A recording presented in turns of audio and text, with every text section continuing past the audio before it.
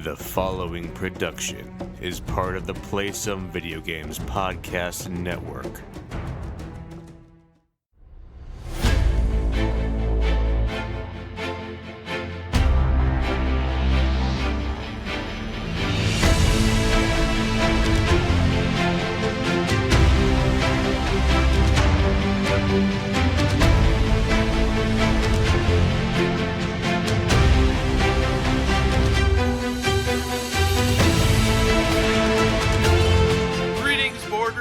Welcome to Board with Video Games, the gaming podcast that strives for the right balance of coverage for games you play on your table and on your television. You can think of us as the Jesse and Dylan Faden of gaming podcasts. We're a proud member of the PSVG Podcast Network and thrilled to be part of the Dice Tower Network as well. I'm one of your hosts, Kyle, and joining me on this co-op adventure, the guy who's able to successfully manage the passenger in his head to great advantages. Josh, how are you doing this evening? It's hot again. I'm hot. We just had such a nice streak of 60, 70 degree weather, and now all of a sudden it's super muggy and humid and uncomfortable. And it was supposed to rain today. It was going to be nice. It has been raining here for a week. That's too much. Probably. I just want one day.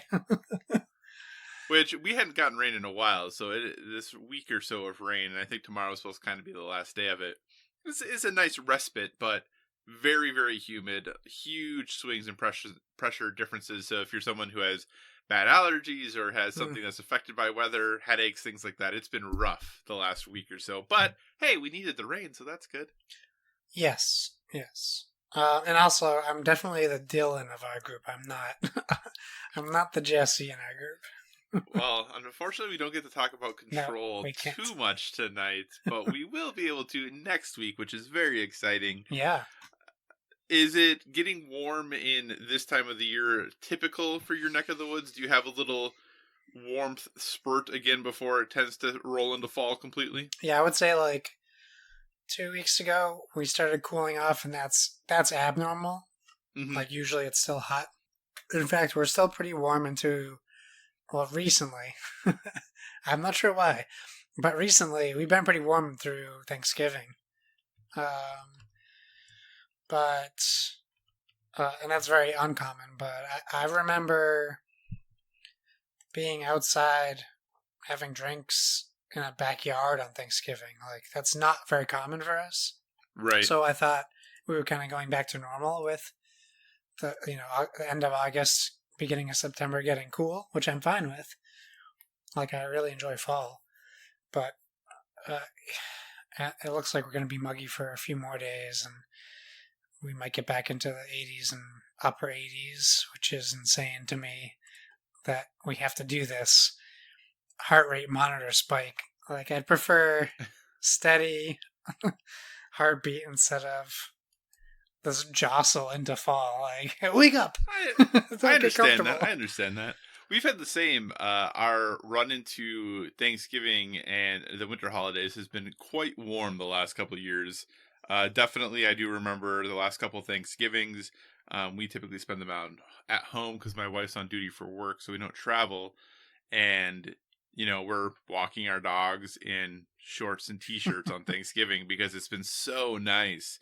And even really last winter, even though January to April was really rough, through like New Year's, it was great. It wasn't bad at all. Yep. And then January rolled around and hoofda. And according to the Farmer's Almanac, that's what's supposed to be like this year as well. It's supposed to be a very rough winter. So we'll see what happens. Great. But you know what, Josh? These are all conversations that would probably be good on Board with Everything, which we announced last week, our new show. And we're going to give you a little bit more of a preview of that later, but we have a ton of regular stuff to get through in the show this week, so we are going to go ahead and get rolling. So thanks so much for joining us, everyone. As always, if you have any feedback, questions, suggested topics, hit us up at BoardWithVG on Twitter, or check out all of the posts over on Instagram, also BoardWithVG. We are a proud part of the Play Some Video Games Network, and PSVG is on Patreon. We're absolutely thrilled with the support you have given us there thus far, and if you'd like to monetarily support what we do, you can find us there at patreon.com/PSVG, but the most important thing to us is just that you listen and maybe share our podcast with someone who you think might enjoy it as well. Finally, we're also a member of the Dice Tower Podcast Network, so if you enjoy our conversations about board games and would like to dive deeper into that world, we encourage you to check out the Dice Tower Podcast, as well as all the other members of the network. No matter what type of board games you enjoy, there's a podcast on the network that's right for you. So enough of all this housekeeping stuff. Josh, what has been some of the big news in the tabletop world for the last couple of weeks? All right, so this can be a quick hit. We talked about it last week because we got an email about it. If you stick around to the end of the show, I don't know how many people do. It was a long show last week, yeah. But we got an email from Spleg, I believe. That's correct, right? That sounds right, yeah. Paul? Or was it Paul? It was Paul. It was probably Paul or Spleg. It was one Paul. of the two. Okay. So we got an email from Paul, and it was in regards to Hasbro buying Death Row Records. And technically they bought Entertainment One, which is a record label who also own Death Row Records. Yeah. So they made this record label made more than $30 million in the first quarter of 2019. So they bought a very successful record label in Entertainment One. Right. Which they're not technically the record label. They're the company that owns the record label. So I should probably stop calling them a record label. But Death Row Records is a record label. Well, kind of. They're defunct. Well, yeah. It's so confusing. They used to be, but they're under the umbrella of Entertainment One. One owns their catalog. But they also own Peppa Pig and PJ Masks. Yeah. Very diverse holdings that they have there at Entertainment One. So it is very weird. The question that was proposed to us from Paul was when do we see a Snoop Dogg game? When do we see... Well, let me ask you, Kyle. Do you think this is just a purely for-profit business deal, or do you think we're going to see some branding of rap board games coming out? I think it's more of this was purchased because of Peppa the Pig and things like that. And so I think you'll probably see some kids games for sure from those types of properties. But I think the fact that they happen to own the catalog of Death Row Records does not mean we're going to be getting some Snoop Dogg or Tupac board games anytime soon. Now, I think that would be interesting. I don't know exactly what that would be like, but you could have even a Snoop Dogg board game about him being a football coach, right? Because he's really big into coaching his son's football teams. I know that was a thing for a while. That might be kind of cool. So I think you could potentially do some stuff there, but I think more than anything, this is just an odd coincidence and kind of humorous that Death Row Records catalog is now owned by Hasbro. It is maybe pretty funny. Maybe they're going to come out with a version of Monopoly that is about running a cannabis business.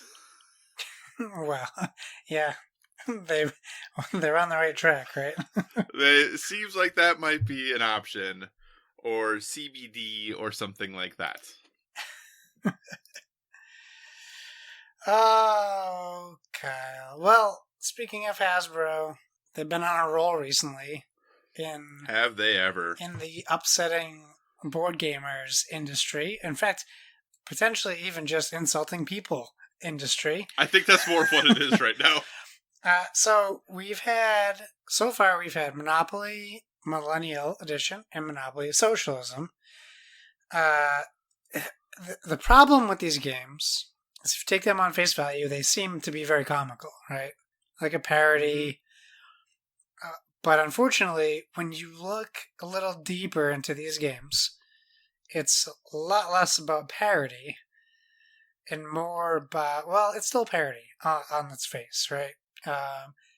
But I mean, it is. It seems more like very pointed, making fun of. Yeah, so it's more insulting parody than comical parody. I think is at least the take I'm getting out of that.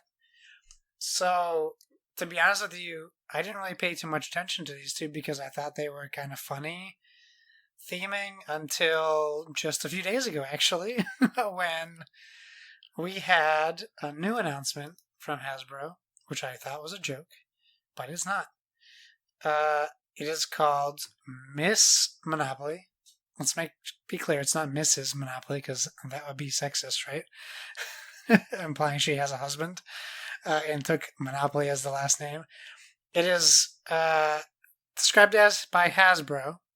Mr. Monopoly's niece, a self-made investment guru, is here to celebrate women trailblazers and update a few things. It's about time. So, the internet has seemingly set ablaze from this version of Monopoly. So, we could go through the tweets. There's plenty of tweets out there, right? Plenty of hot takes. CNN covered it. Got a lot of press from CNN. I'm going to tell you what I think, and then I want you to tell me what you think and see if we're on the same page. Sounds great. Or not. Patronizing is the first word that came to mind when I read more about this game. So, you take the game Monopoly, a game that is already, in my mind, a game for equals. Everyone plays the game the same way as far as how they start the game, how they play the game. It's up to you how, in the roll of the die, how well you do. And if you can bargain, if you play the right way or the Monopoly rules way with auctioning, things like that. This is a game that, when you look at it, kind of like how I looked at Monopoly Socialism for Millennials, as a new branding or a new way, I didn't even necessarily think this was funny. Because even at work, I brought it up and they're like, hey, Miss Pac-Man's a better game than Pac-Man. Maybe this is better. That's a valid thought. Yeah, and then I read into it, and I don't know that your message... Now, I don't know who designed this, if it's a boardroom, if there are any women involved, what the age of the people, what the race of the people. I don't know that any of that necessarily matters, but this is a game that will exist, maybe, or does exist, where it seems patronizing to give women more money and men less money when we're in a society where women are asking for equal pay. Not more. Not more. They're not claiming, we're living in this system where women aren't getting paid equal. You would think if you're going to focus your game on that, it would be a statement that your previous game was meeting that society standard where women weren't getting as much as men. And now they are. Now it's Miss Monopoly because she's finally getting paid the same as you. It's, in my mind, there's no reason for this game to exist except to rile up feathers in my head.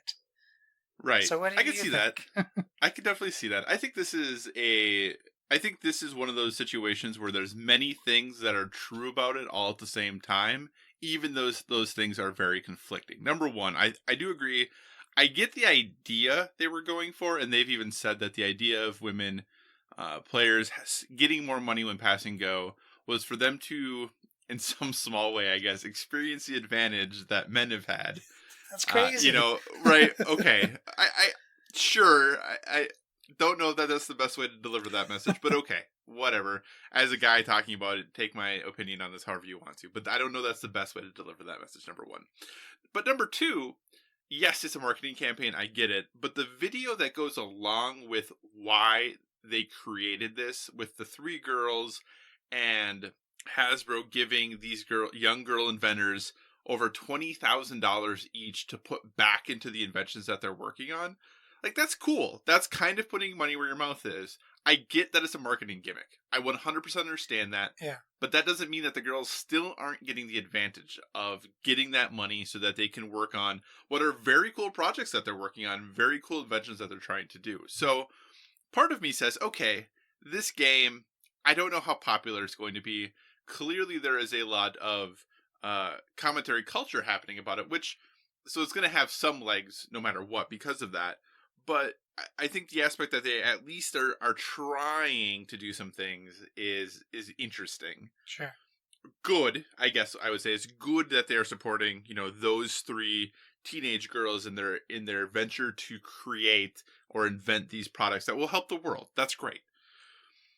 Then you combine it with the fact that this came up last year, I think, maybe earlier this year. I can't remember exactly when, but the conversation about all these editions of Monopoly coming out, and then a historian, I think it was Nick Kapoor, the historian, was the first person, I think, to talk about this. If that's wrong, I apologize, about kind of bringing to light the fact that, Monopoly was originally a game called the Landlord's Game that was designed by a woman, Lizzie McGee. Yeah. And it was really focused on kind of as a way to tear down capitalism and the rent and how rent worked and how it took advantage of people and all of that. And then that idea was basically taken, stolen, if you would, by a male capitalist who took the game, made it more focused on quote unquote capitalism, and printed Monopoly as we know it now. And then I think it had been Parker Brothers at the time bought the patent or the copyright, if you would, to Lizzie's game for like $500 or something like that, which was kind of a lot of money in like the 19 teens or whatever it was, but is obviously nowhere near the billions of dollars Hasbro makes a year these days now that they bought Parker Brothers and things like that. So it's just this interesting layering of thing. Is this Hasbro trying to right the wrongs of the past in some small way? I don't know that they're exactly fixing that, but they really seem to be creating versions of Monopoly that I don't know what their goal is. Like, what are they trying to do? Who's sitting in those boards and saying, this seems like a good idea, but you know what? We're talking about it. We are. Social media was talking about it. A lot of people were talking about it. If you go try to buy Monopoly Socialism right now, it's super expensive on eBay. Way more than the $20 the game is supposed to be. So it definitely, they're doing some stuff. I don't think they're doing a lot of perfect stuff, but they're definitely getting us to talk about them. And I'll be interested. This really makes me wonder what's next. What's the next Monopoly game going to be? Hopefully they start punching up a little bit instead of punching down, but we'll see what happens. Yeah, it certainly is interesting.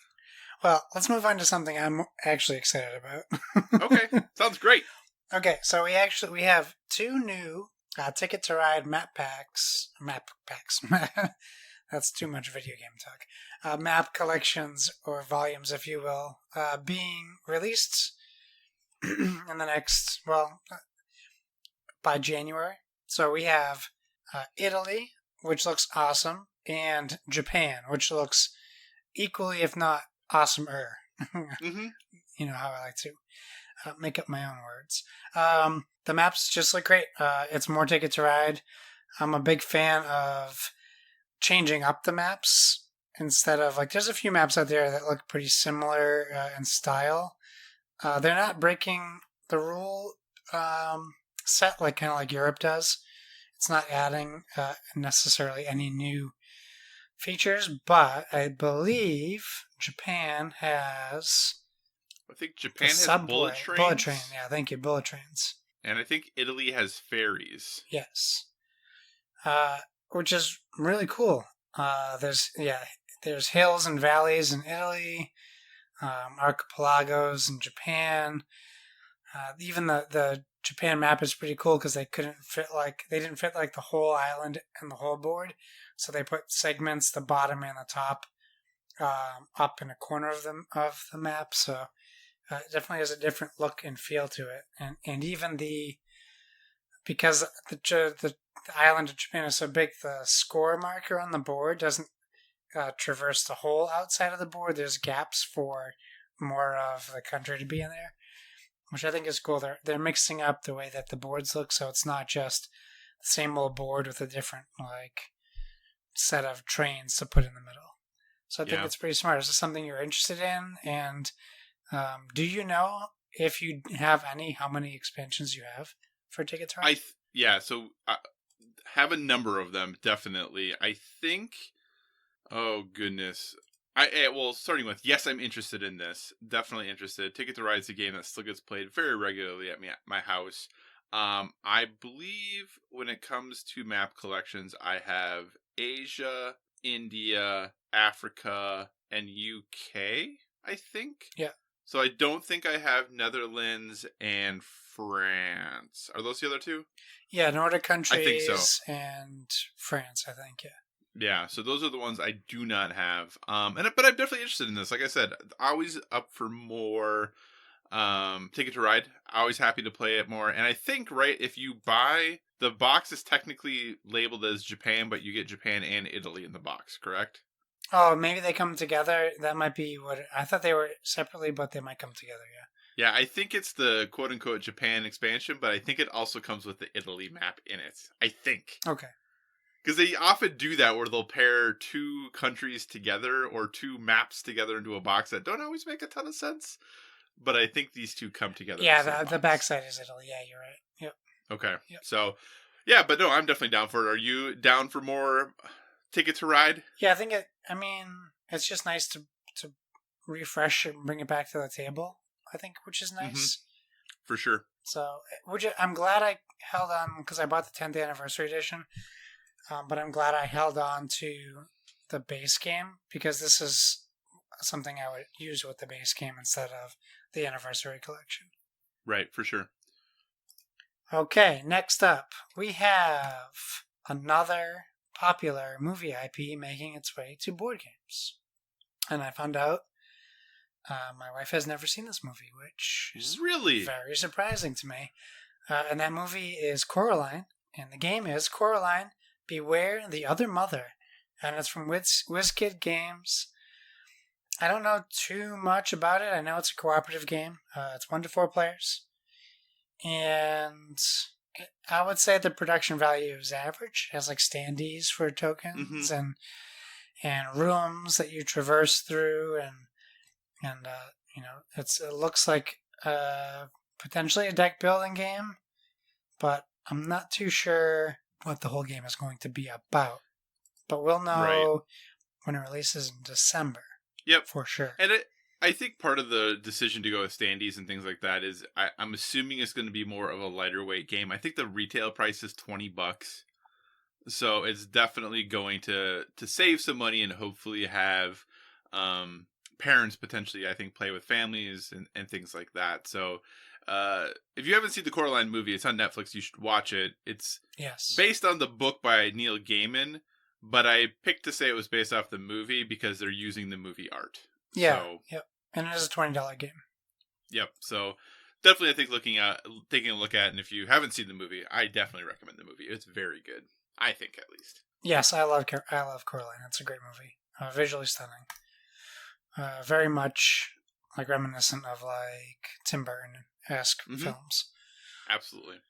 Cool. Next up is a game that I am currently backing on Kickstarter. It is called Half Truth. We talked about this briefly. Yeah, really briefly. The other week. It is a trivia game being made by Ken Jennings, the current, I believe, still reigning winning champion on Jeopardy, and Richard Garfield, the current reigning winning champion of board games. Right? Yeah. It's a very cool premise. It is currently on. We have 8 days to go. So when you hear this, there'll be 6 days to go. 7 days to go. You can get the basic game, for $30, which is a great price. You can up that 15 more bucks, and you actually get a play mat with the game, which is pretty cool. And it's getting, I would say, very good reviews. Kyle, you know more about the premise of the game if you want to tell people about it, the premise, the way the game works, and then let me know if you're getting this game. Yeah, so the premise of the game is pretty straightforward. You have a question, if you would, and there are 6 answers provided with the question, and half of the answers are correct, and half of the answers are incorrect. And your goal is if you get the most, if you just answer get one answer right, you get points, right? And so it's kind of, if you can eliminate a few and make a good guess, even if you don't fully know the answer, is trying to not make the game so intimidating, like a Trivial Pursuit, where there's no clue given, right? So if you get 1 right, perfect, you get points. If you get 2 right, you get even more points. And if you get 3 rights, you get even more. But if you get any wrong, you don't get any points at all. So really the goal is to reward people for being able to get one right, and then it's kind of that push your luck aspect if you want to get more right or attempt to get more right. And I think it's just a really cool premise and a really different take on a trivia game. And for me, I have it as Reminded right now. I haven't backed it simply because I've spent, even though this game is $30, between Sleeping Gods and Tapestry and some other games, I've spent a lot of money on board games in the last 3 weeks or so. So it is Reminded. We'll see. It'll be a last second decision as to whether I get it or not. But this is a trivia game that I think is going to be a little more accessible to play with friends, family, just random people who come over. I think this is going to be kind of in that Wits and Wagers style, a more accessible party game for a lot of people, which I think is really nice. Very cool. Very cool. So, speaking of games, speaking of Yellow September, we have 2 new games coming out from Yellow. Well, I would say 1.5. Yeah. 1.5 new games coming out this September. So this month, Yellow is releasing Ninja Academy, which is designed by Antoine Bauza, and then other people whose names I would totally butcher. I'll try them. Corentin Lebrat, Ludovic Malblanc, and Theo. There's so many accents. Riviere. And I'm sorry to those people. I'm probably to Antoine Bauza. I'm probably saying his name wrong too. No, that's right. I can verify Antoine Bauza. It's 3 to 5 players against one another, and a bunch of dexterity challenges, which is a cool idea. I'm becoming a bigger and bigger fan of dexterity games. The challenges are all decided at random, and they alternate between rounds for the group that are playing, or if it's sometimes it can be a duel between 2 players, which sounds like a pretty cool premise. And it's basically the way I read it. It's like Mario Party, but for ninjas. Yeah, and it kind of seems that way. And it's a physical board game. So it seems pretty cool. And then the next game is actually an expansion for 8-Bit Box, which we will be reviewing this month at some point. And it's called Double Rumble. It's basically like their take on Double Dragon or Final Fight or any of those games like that. You can play it solo or cooperative with a friend. And basically you're literally taking on waves of bad guys coming from the left or the right side of the board.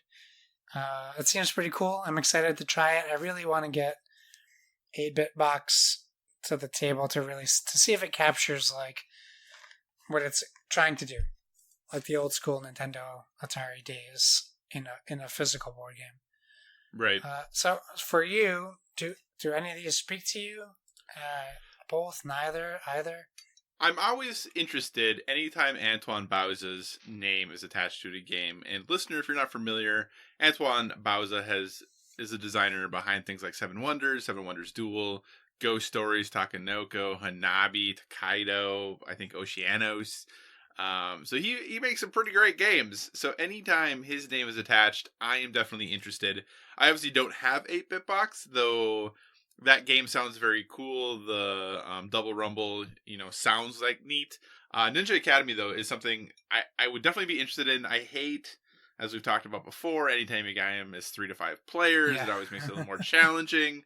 But I'm definitely, I think Ninja Academy sounds like just a lot of fun to play. And as a result, I'm definitely interested in giving it a whirl. Cool. Well, assuming we get our reviews done for Yellow, maybe we will get to play those. Indeed. Last but certainly not least, something I am extremely excited for and know almost nothing about is The Fox and the Forest Duet. Which is great because if you listen to this podcast, you know how much of a fan I am of Fox and the Forest. It's still my go-to travel game and my go-to 2-player game if we have time. Or not a lot of time, I should say. So basically, Fox and the Forest is a trick-taking competitive game.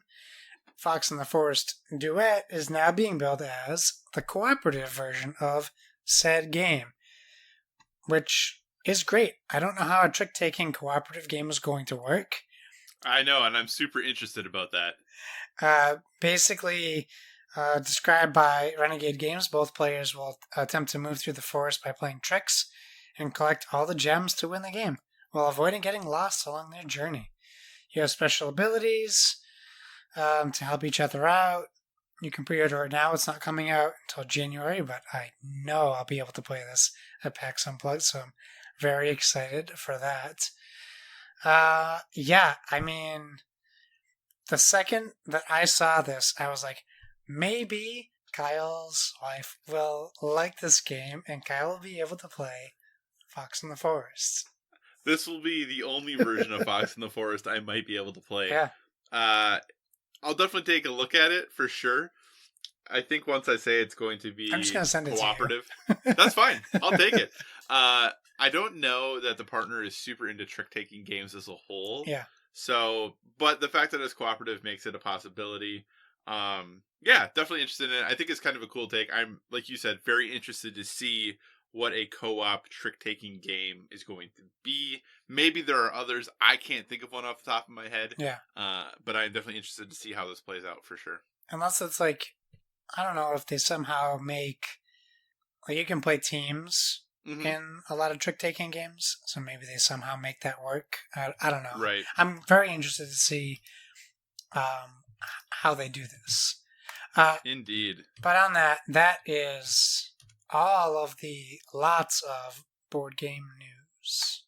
Awesome. So we are going to transition then and go to a little bit of video game news, I guess would be the time to what we'll call it. Yeah. And yeah, so the first thing we're going to talk a little bit about is Capcom has slightly revealed Project Resistance, a new entry into the Resident Evil franchise.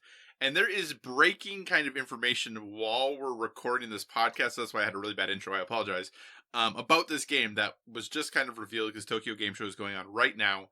So Project Resistance, this was something that a teaser was posted by Capcom. Some data miners were able to find because apparently the only way to post YouTube videos these days is to post them way early and have them hit, quote unquote, hidden. So people were able to get some screen grabs of the video. And right away we're like, oh, this looks like a 4-player or a co-op type of game. And the trailer was revealed, and yep, that's definitely what it seems to be. But now comes the news, excuse me, it is a 4v1 asymmetrical PvP game where 4 players work together to escape the clutches of a player-controlled mastermind. So these 4v1 or these asymmetrical multiplayer games kind of never seem to go away. We get a couple, and then we don't hear anything about them. Then we get a couple more, and we don't hear about them, and we're kind of back in the couple more section again here. So, Josh, are you excited or interested in Project Resistance? Where does this sit for you as far as, asymmetrical games? Is that something you enjoy? What are your thoughts? All right, so it's so tricky, right? I think the theme gives it a bonus. Maybe more people will play this game. But the game has to be good. I don't care if it's a Resident Evil game. I don't care if it's Evolve. That game that was on Xbox, the Darwin experience, or whatever it was. Where Darwin Project? Darwin Project, where one person was the map maker and everyone else is fighting in it. Well, and then there was the Fable game, too, and right? The Fable game. Legends. The premise of these games is great. It always makes me wonder why there isn't a Hunger Games game. Because they're all trying to emulate the Hunger Games. And why wouldn't you just want to play the Hunger Games and do this? So maybe they have licensing issues. Maybe they can't make it. Maybe they never tried. Who knows?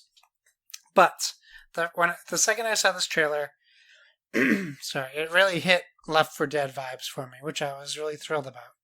And I'm not claiming credit to guessing this, but I immediately said, I'm wondering if it's 4 players versus a person dropping bad guys.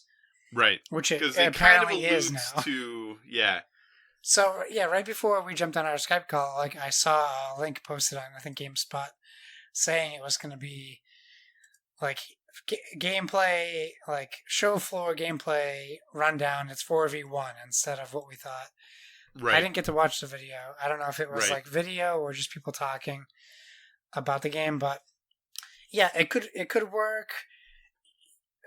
It really everything depends on how they implement the architect role. Everything depends on that. Because do you want to play an hour and a half long game where you're doing nothing but dropping bad guys? If it's not sucking you in, there's no reason for you to do that. So then do you start playing games and you don't get a choice what role you pick because they have to put someone in that role and no one wants it? So it depends on how that works out. If they capture the Left 4 Dead combat, they got it. That's great. That part of the game will be awesome. It really just hinges on this one role and if it will be successful. I think Evolve was the opposite. They made it too hard to kill the monster in Evolve, and people just lost interest in playing that game.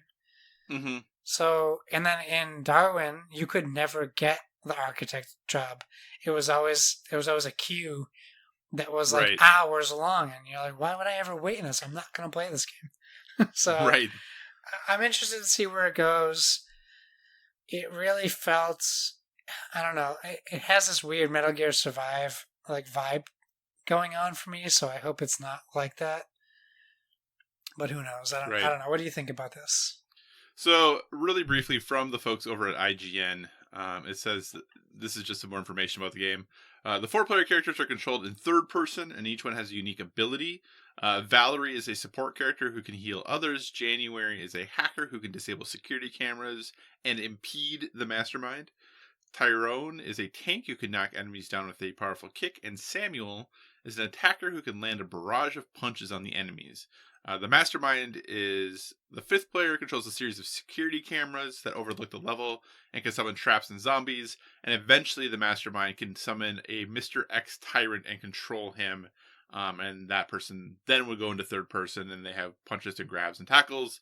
But the mastermind is only controllable, or the tyrant's only controllable for a limited amount of time. So I think this has the makings of being potentially cool. But like you said, balance is always so hard in these games. How are things going to be? Are all the roles going to be fun to play? Yeah. I think the thing that this does, and also what I think that the Predator game that's coming out next year does, that I think might make this potentially quote unquote better, is that there is stuff to do when you're not fighting the big bad, right? Like, obviously this person is putting in traps and monsters, so you're occupied, and then every once in a while they take the role of this tyrant that you have to fight. I think that makes the game a lot more enjoyable and engaging, that you're doing this stuff all the time. Whereas, like, in Friday the 13th, it's just like, I gotta go find a thing, but it's get away. That's like all you're doing, you know? So hopefully this will be good. I'm interested to see what it is. The Resident Evil spin-offs haven't always gone super great. Would you have preferred that this announcement be Resident Evil 8 or Resident Evil 3 remastered? No, I'm not in any rush for those. Okay. Like, they can take their time on those things. This just seems like a side project that someone probably pitched at a meeting and they're like, yeah, we could do that. Because, if you look at how successful Dead by Daylight is right now, which is a game that people didn't even know was successful until they announced, this whole new season, and people are like, wait a second, Dead by Daylight's in Season 3? And they're adding in Ash from Evil Dead's in there, and they're adding Scream, and they're adding Stranger Things. So I think people are just kind of seeing that as a viable, because that was a game that was done this way that was put out correctly. Like Friday the 13th was broken. You couldn't even play it on Xbox for 6 months. That's unacceptable. So if they can capture that spirit and it's a familiar license, I hope it's good. Right, no, for sure. But yeah, so that, like I said, more information will be coming soon and coming out. Maybe even by the time you listen to this, you might know more about it than we do right now. But yeah, definitely interested to see kind of where this Project Resistance goes. And really, Capcom's been doing pretty well overall as of late. So willing to give them a little bit of the benefit of the doubt here. Next on the news docket, there was a Nintendo Direct, and while we're not going to talk about the entire thing, there's an excellent episode of the Nintendo Shack that goes in depth on all of this stuff. Josh, was there a highlight or two for you from the recent Nintendo Direct? What got you most excited? Just one or two things. Well, there was a highlight. Okay. But I want to do something, and I want you to tell me what you hear when I say this. I'm going to just rifle through a list of games. Okay. Assassin's Creed Rebel Collection, Star Wars Jedi Knight 2 Jedi Outcast, Tetris 99, Doom 64, Divinity Original Sin 2, Deadly Premonition 2. I could go on. I hear a lot of old games. Yeah. There are two things that really caught my attention on this direct, but nothing caught my attention more than my biggest complaint about the Switch. No, Deadly Premonition 2 is not old, is it? I have no clue. It probably could be. I think Deadly Premonition 2 is new right? Coming out next year, yeah. I don't want to be overly critical of the Switch, right? Like, I am happy that people are playing some of these games that are very good for the first time. Mm-hmm. And one of the two things I enjoyed is an old game. So, I don't intentionally want to sound like a hypocrite, but we also saw Devil May Cry 2. Come on. Why are you hating on Devil May Cry 2? People who are excited about Turok and Turok 2 coming out, they look terrible. Why are people spending money on these games? So, Jedi Knight 2 looks awful. They might as well put Dark Forces on here while they're at it, because those games do not run well anymore. But if I'm going to talk about what I'm excited about, even though I have an SNES Classic that is modified, I am excited that they're adding SNES games on the Switch for Nintendo Online. I think that's great. I think it makes these games more accessible. I think it's weird that they're doing it because they can keep capitalizing on the retro gaming console market just by putting more SNES classics out there. And Nintendo makes money. That's what they do. So I think it's an interesting choice, but I'm glad to see the games coming out. Mm-hmm. I think it is interesting that they stealth revealed that they're not going to release games on a monthly basis anymore, and nobody really knows that. Well, I mean, they said that, and we're like, hey, here's a whole bunch of really cool games here's tomorrow. 20 games, and then we're not doing games monthly anymore. So which is fine. Like, I'm also not complaining, but for people who might be paying monthly, mm-hmm. For Nintendo Switch Online and not realizing they're not getting those monthly free games anymore, that could be a bummer. Right. Yeah, I can see that. And Overwatch for Switch, I think that's freaking cool. I think it's great. I don't know how you feel about the specs they released about running in handheld and docked. I think those are kind of low. And I remember when they announced this, someone was like, there's no way this game runs under 60 frames per second. And hours later, they were like, yeah, about that. So it'll be interesting to see how it runs. And how many people jump on this. I'm assuming you're going to be playing this because it's Overwatch. And I'm not saying I'm not going to, because I think it'll be nice to play this with you and some Switch people who are normally just playing Splatoon. Right. I think it'll be cool to see their experience with this after trying Paladins and seeing what a successful MMO. Hero we'll shooter. call it an MMO. It plays man. But yeah, why don't you talk to me a little bit about Overwatch, and then talk to me about what you thought about the Switch Direct. Yeah, so Overwatch obviously was the highlight for me. Speaking of people being excited about old games coming to Switch, I'm stoked. I do think the 30 frames per second is a little disappointing. Back in the day when Blizzard and Jeff Kaplan were being asked about Overwatch on Switch, they seem to be pretty cagey about it, and they seem to imply that it would never... Initially, they implied that it would never work because the game couldn't run at 60. And then they backed off that a little bit when asked more and said, well, nothing's impossible. And I'm pretty sure Iron Galaxy is doing the port of this, so it's not Blizzard in-house handling this. But the 30 frames does worry me a touch.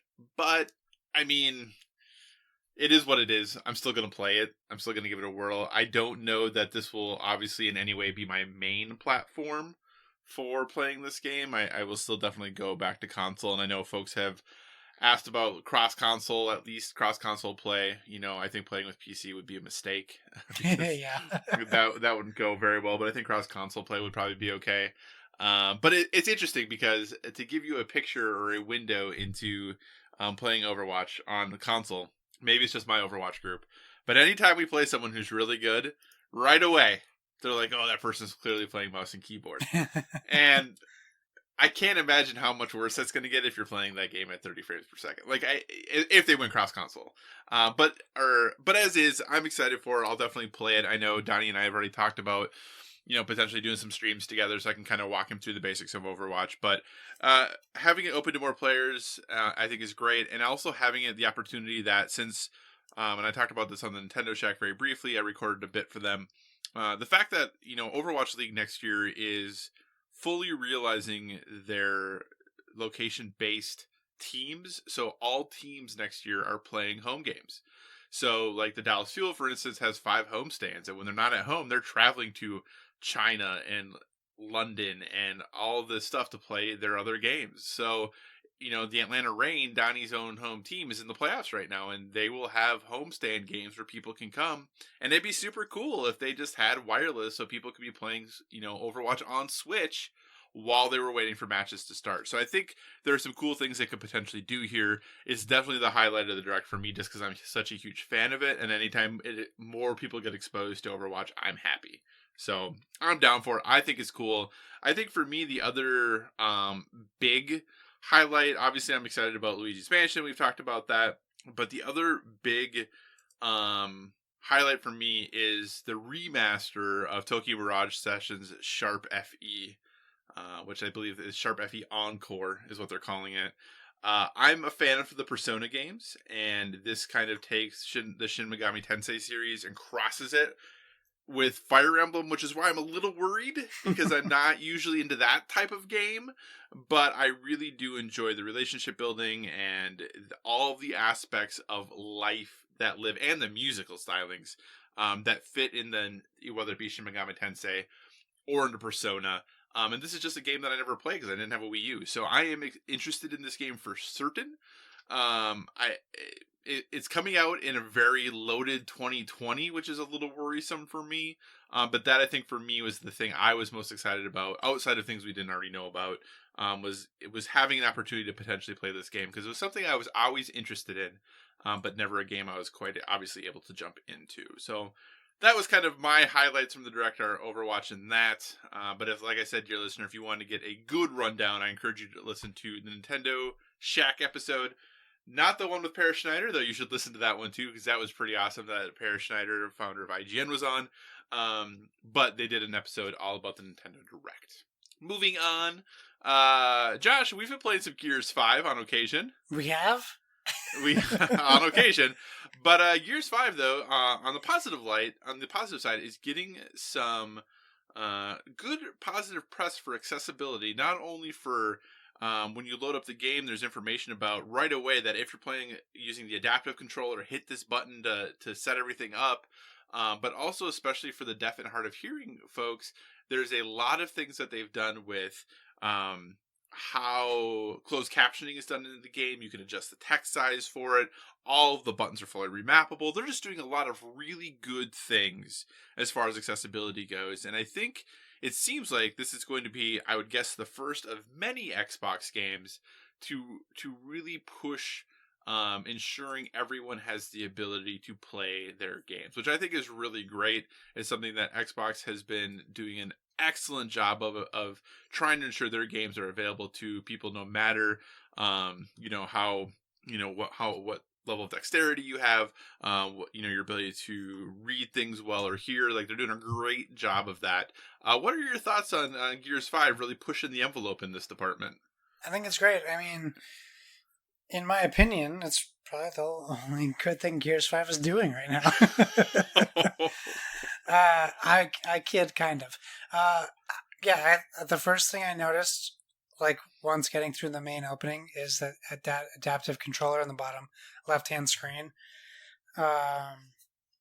It's always nice. Not a lot of games do it where you can adjust the subtitle size. Yeah. Which is nice. It's probably one of the few things that we've talked about so far today that I don't know that there's really any debate about anything except this is awesome that they're doing it, and it's definitely a sign of at least what we're going to see in probably every first-party Microsoft title from now to the future. It really shines a great light on Microsoft and showing what they're doing for the disabled community and how they're including them in all their gaming, because sometimes people just say, well, unfortunately this thing isn't for a disabled person, and they're trying to squash that, which is great. I like to see that, and more of that, please. Absolutely, I agree. I mean, everyone's cool with them patching Wolfenstein too to make it, or Wolfenstein, whatever the newest one is, to make it easier. But man, you patch those Dark Souls games. Let's patch Wolfenstein so people stop complaining that we made an impossible game to play. Yeah. All right. Moving on briefly here. So, Yakuza 7 was officially revealed, and it seems like there's a Yakuza game pretty much every other month, it seems like, because there's a lot of them. But I don't necessarily want to talk about the fact that Yakuza 7 was revealed. We knew it was coming. It's like I had said for a long time it was coming. The thing I want to talk about is when it was revealed, it was also revealed that they are completely changing the way this game plays. No longer is it going to be the brawler it has been for basically every iteration of the game. It is going to turn-based combat. Mm-hmm. And the Yakuza internet promptly burned down when this is announced. Josh, we talk all the time about not wanting games to be the same. We want games to innovate. We want games to change. We want games to grow. And we'll talk about this much more, I think, when we talk about Gears 5 next week. But here's my question for you. Is this too drastic of a change? Should this have been Yakuza : whatever spinoff? Or is this people getting exactly what they asked for and now aren't happy that they got it? Well, wasn't this like an actual April Fool's joke that someone mocked It was. Up? No, Sega themselves did it. Yeah, so they knew what they were doing. Yeah. So yeah, I mean, people say they want change until something changes. That's just how things work. They don't really want change. They just want to complain. And I say they as a very in general blanket statement about the world. I'm not singling any group of people out, any single person out. People in general, they want change until they realize it's not the change they specifically wanted. Just look at Game of Thrones. We're at Yakuza 7, okay? They can do whatever they want. They're at number 7. You can do whatever you want when you hit 7 of anything, okay? If you want to change the way the game plays, I mean, imagine being a developer and you just develop 6 games that all play the same. Like, that's got to be boring. And I'm not saying that the Yakuzas all play the same because I'm not a Yakuza player. But why not mix it up? Why not change it up? And I'm assuming when I say 6 Yakuzas, there's probably more spin-offs. So maybe it's like 12 Yakuzas. I don't know how many like weird offshoots of Yakuza they've done. Or if it's like Dynasty Warriors, or it's like Yakuza 8 Orochi, Yakuza 8 Empire. It's like, I don't know what they've been doing, but I think it's good to mix it up. We just talked about Project Resistance. We've seen other Resident Evil spin-offs. It's just natural to happen, but I can see like if it's like the main line of games, where it's like a direct sequel, maybe people could be upset by that. Right. But I think even Final Fantasy changed that up at one point. They're not turn-based anymore, I don't believe. I think 14. Jeez, I don't even know the numbers anymore. Well, because 14's the MMO. So 15 was like not turn-based? Nope, it was action. Right. So like, games change. You got to give them credit for that. If the game is bad, then the game is bad. But that's that company, that's Sega willing to make that gamble. Right. So give it a shot. If you're a Yakuza fan, give it a shot. If it's terrible, I'm sorry. But they tried. Yeah. I think the Yakuza games are ridiculous fun. I have a great time with them, and I'm interested to see how this change and what it does for the series, because I think it could be kind of cool. So I'm interested. We'll see what happens. And you're right, it might not be great. And then if it's not, they can go back to what they did before.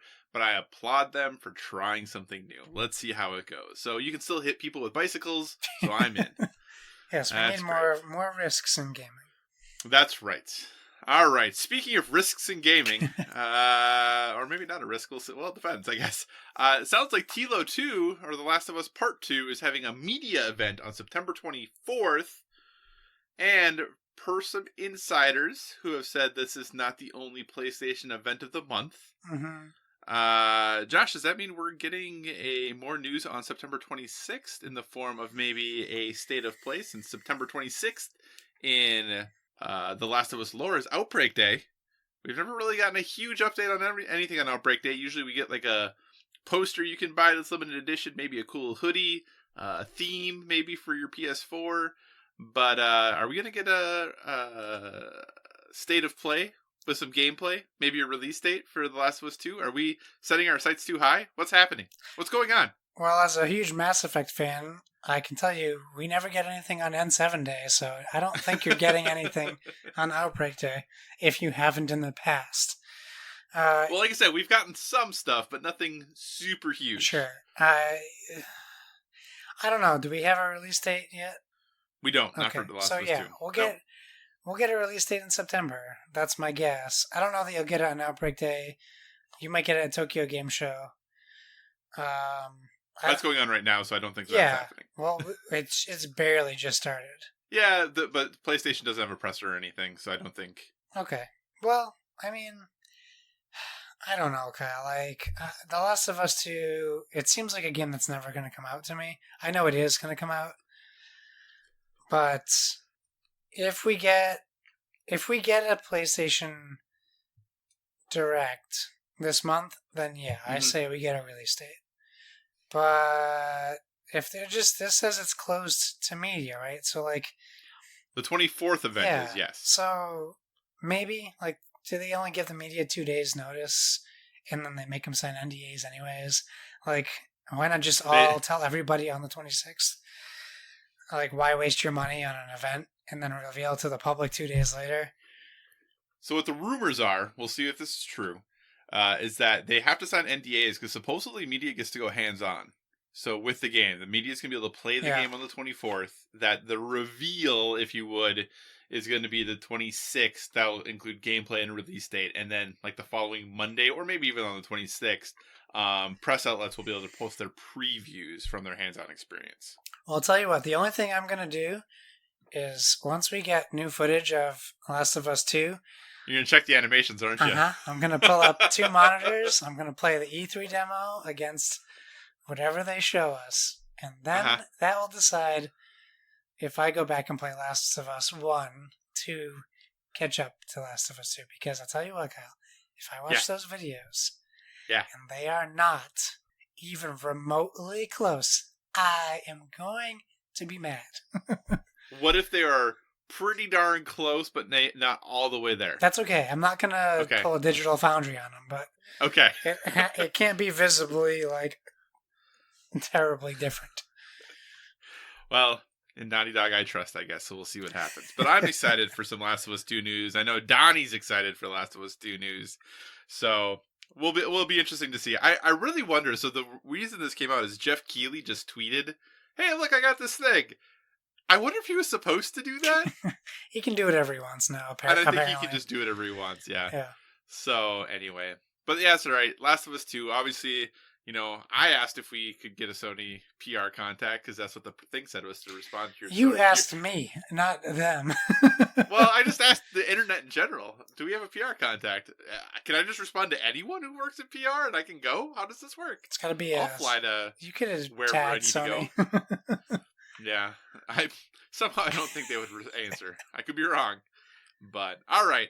That's it for the news. As we have promised, though, it is Yellow September, so each week this month we are going to talk very briefly, at least very briefly, maybe longer, about a game from the company Yellow that we have been playing, just to kind of highlight the games that they have, as well as some games they have sent us for review. We will obviously let you know any of the games that we were given for review. So if we say it, we got it. If we don't, it means it was our copy or our thing that we own.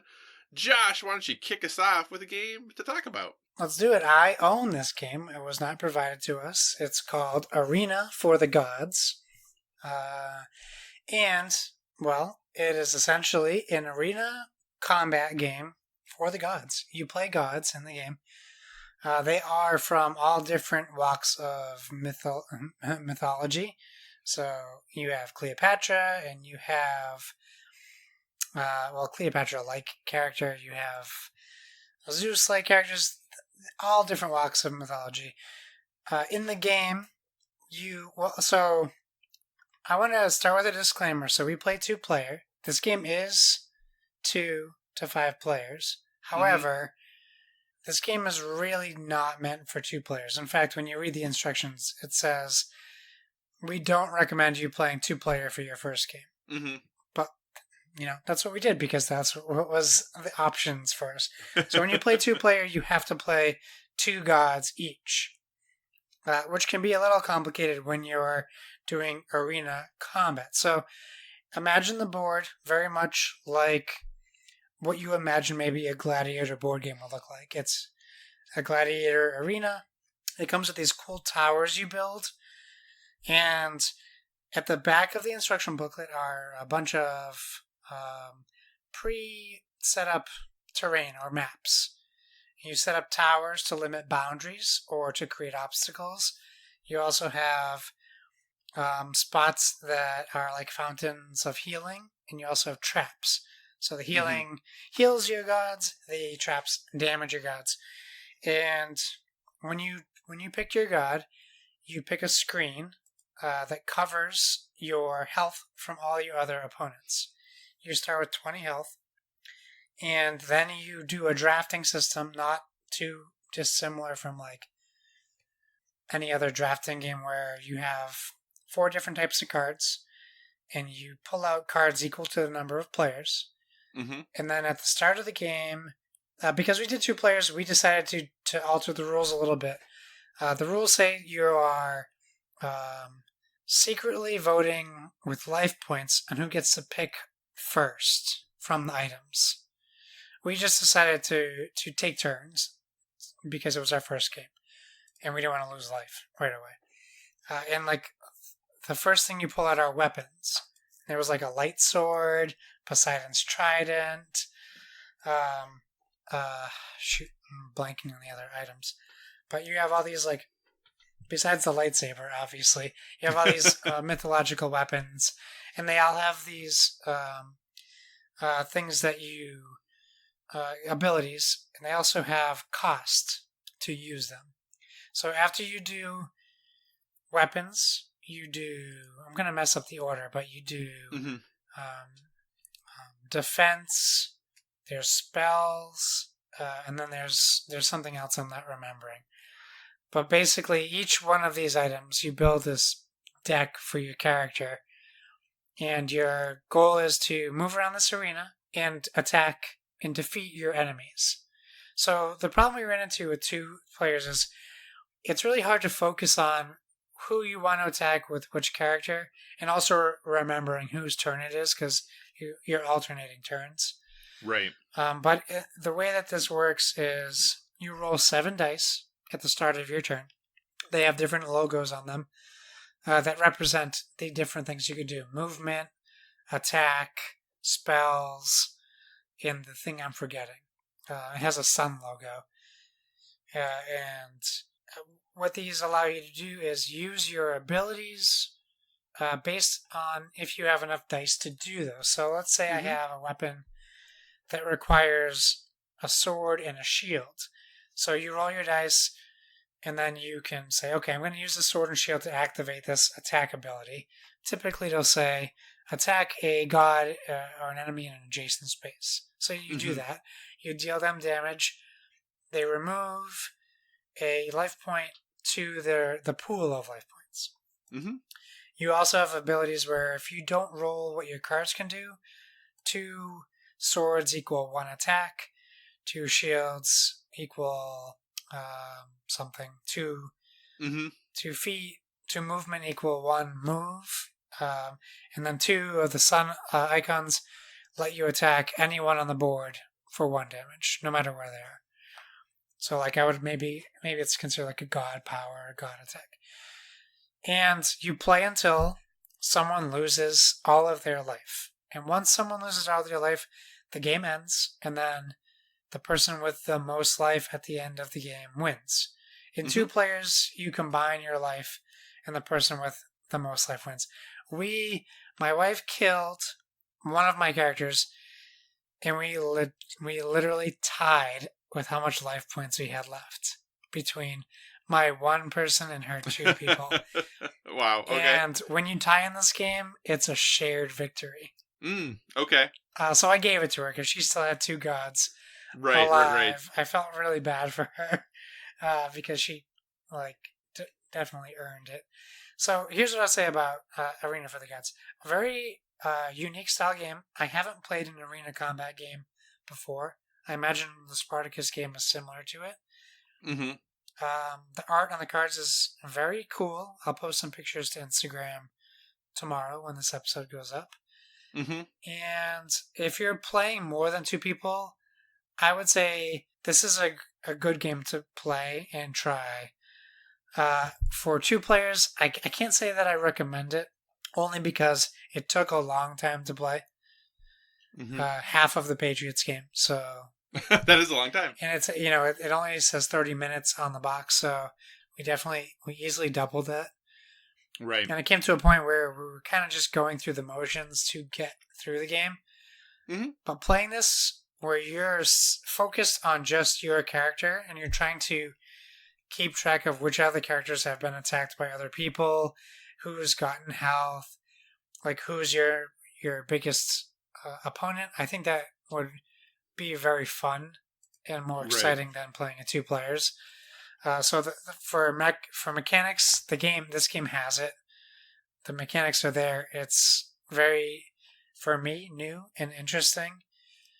I liked pretty much everything about the game, and I'm pretty sure I picked it up on like a cool,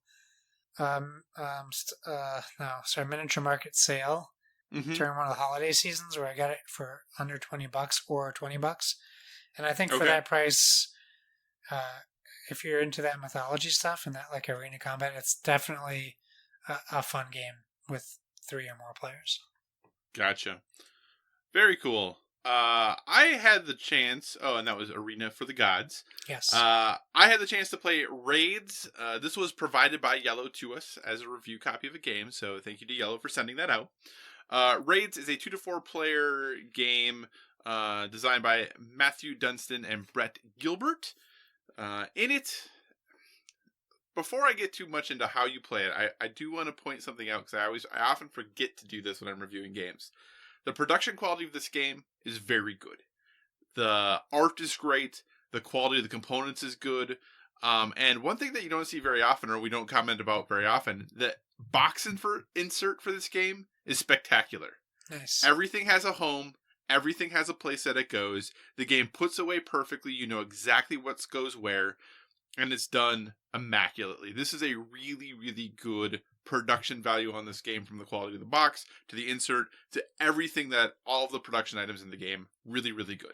So want to get that out of the way because I do think it's important, especially for the price of this game. I think you can get it for usually $35 or so. Is really high production quality for the price that you're paying for this game. So in Raids, it is like I said, it's a 2 to 4 player game where you are taking control of a Viking ship, and guess what? You are raiding islands. Imagine that.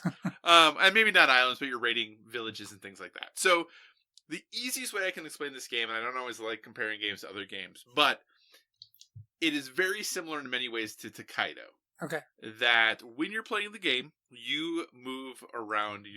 The game starts where players are docked with their longship at the port or the harbor, and then there's one direction you can move around the board, but when it's your turn, you decide how far you're going to move.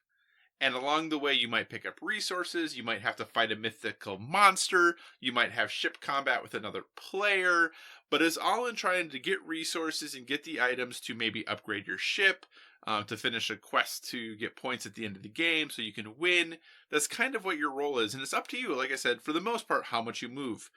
The catch to that is if you are the furthest player behind when it comes to your turn, you have to catch up to the next player.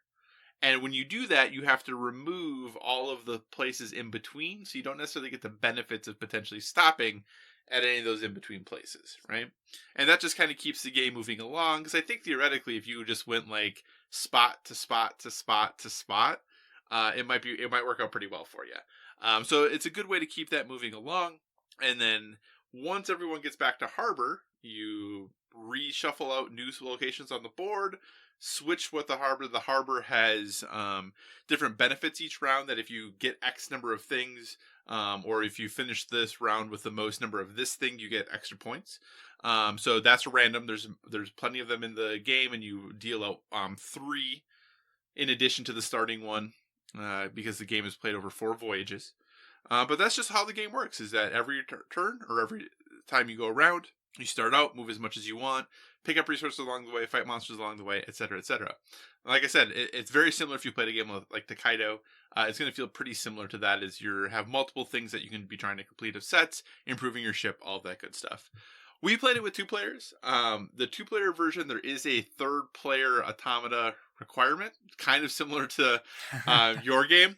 And I understand why it's there, for sure. I don't know that I absolutely love that, and I don't know that I would recommend this game with 2 people. I think if you played this game with 3, or I think ideally 4, that this game would play pretty well and be pretty fun. I think there'd be much more player interaction. This is a pretty light game. It's pretty easy to teach. I think it's good. I don't think it's great. There's not a ton of decisions to make. There is a little bit of thought that goes into how far you move. But I think, I think the box recommends 10 and older. I think if you're looking for a maybe your slightly heavier family weight game, if you have some, 10, 11, 12-year-old kids, or you're looking to potentially get some folks into a little bit of an easier game to understand and pick up and play, Raids might fit the bill there. I definitely think it would probably play best with 4. But like I said, production quality is super high, really easy to learn. Just not maybe quite the level of decisions or complexity that can make a game like this stick around often. I would definitely play it again. I would have no issues playing it again. I don't know that I would be necessarily the person who would suggest this game though and bring it out. So good is what I would say. Overall Raids, good time. I think for the right people, definitely it could be a great time. But overall, good. I enjoyed my time with it. Nice. Awesome. All right, so that is our games for Yellow September for this week. Next week, I believe we've decided we're talking about Bunny Kingdom. I believe so. So, and then we're both going to be playing that. Josh has a review copy. I have a copy I own. So we'll see if that changes our thoughts on it. But we'll be talking about Bunny Kingdom next week. And with that, we're on to topic of the show. And last week we announced a new show called Bored with Everything, which is going to be a show exclusive to the PSVG Patreon subscribers. And we decided that we're just going to give you a very short version of what that show will sound like, so you know what you might be getting should you decide to back us on Patreon, or if you already are, thank you. You'll have an idea of what you're going to be getting. The first full show is being recorded later this month, with PSVG head honcho Donnie Reese will be our guest for that. But with that, Josh and I have each created a list of topics. We have not shared them with one another, and the only rule is that topics cannot be gaming related. So, please indulge us as we give you a short preview of what Bored with Everything will be like. We're not going to do this for super long because we're, already a solid amount of time into the show. But Josh, first topic you'd like to bring to the table, sir. So, I didn't want to waste any topics. So I was like, what do I bring to this? Why do you think it's going to be a waste? I don't think it's going to necessarily be a waste, but I was like, I wanted to save them for the show, but that's okay. I support your vision. That's what I'm here for. So I don't know if this is universal to me and our seasons. I know some people out there don't have seasons like we do. But for us, it's fair season right now. And I was curious if and what fairs you do, if you have a fair season, what your participation in that is, and or acknowledgement of fairs around you. So, like, we have King Richard's Fair around here, which I've never been to, but we might want to take our son to this year because we've kind of heard, it's just kind of a spectacle for everyone, kids and adults. Or maybe not our kid, maybe just go my wife and I. But the big one that we go to every year, it's called the Big E. It stands for the Eastern States Exposition. And it takes place in Springfield or Agawam, Massachusetts. And it's just this giant fairground. They have concerts like Hootie and the Blowfish and weird, like people who can't perform in concert venues anymore come. They have Sesame Street live there this year. That traveling Nintendo Switch thing's going to be there. But the big draw to the Big E, besides like our fair food, which is basically deep fried food that will kill you if you have too much of it, is they have these state houses here that represent the eastern states. So there's Maine, New Hampshire, Vermont, Massachusetts, Connecticut, New Hampshire, and you go in. It sounds like Epcot, but states. Yeah, exactly. And you go into each of these houses, and it's basically when you go in, it's just everything that state has to offer food-wise, pretty much. Sometimes beverage-wise, like Vermont has Otter Creek, which is their brewery up there. And some like Sam Adams obviously represents Massachusetts. Massachusetts has cranberries and raspberries. Maine has a 2-hour-long line for baked potatoes, which is something they're very popular for, as well as lobster rolls. You can go get a $8 lobster roll, which is very appealing since it's normally $20+ for lobster rolls. Everything. You get maple syrup in Vermont, maple candies in Vermont, maple cotton candy. It's just a great time. It's fun to walk around and check out all these shops as well. But that's like kind of like, we also have like every town around where I live, they have their own weekend for a fair or a festival.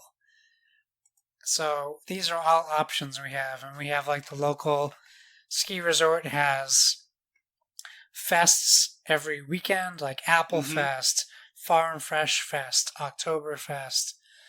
We're like in the thick of those seasons, so we can't get to all of them, and we certainly can't afford to go to all of them. But it is always fun to go out there and experience that. Do you guys have fest fair season, and do you participate at all? So, first thing, I didn't realize cranberries were a Massachusetts thing. Oh yeah, big time. So, because here's the interesting thing, because do you know the largest producing cranberry state? No, I don't. It's Wisconsin. Really? And Wisconsin produces I think it's more than twice as many cranberries as any other state. You would think that they weren't hospitable to cranberries. So super cool that you guys celebrate being number 2 at something. That's awesome. Because when you said that, I was so shocked because cranberries are such a Wisconsin thing. It's so prevalent there.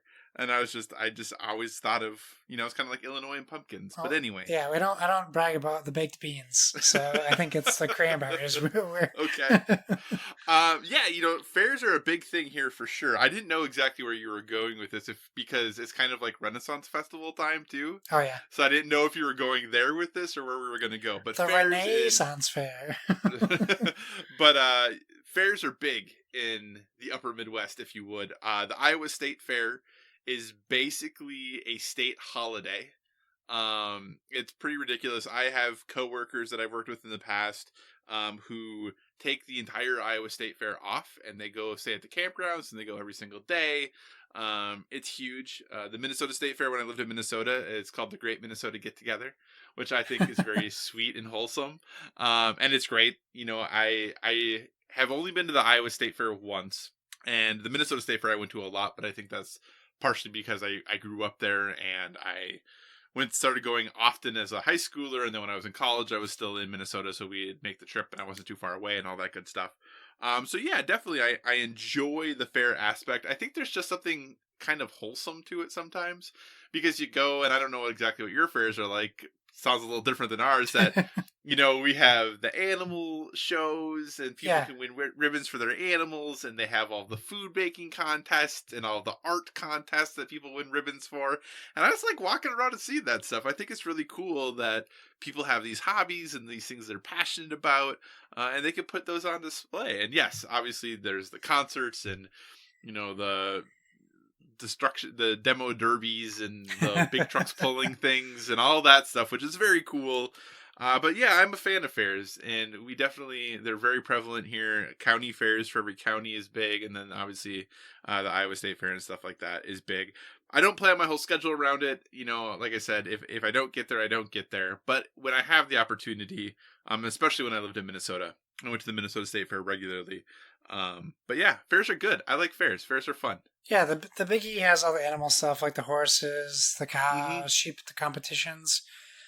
I'm taking a personal day next week. We're gonna go with the family, take the little kiddo. It runs for about 2.5 weeks, so it's a pretty long, whatever you want to call it, exposition. But yeah, and then they use the same space. My wife goes up there for the equine affair, which is the big horse competition that's over 2 days. So, yeah, that's what we do when it's fall here. We do fairs. That's great. You picked a very fun topic.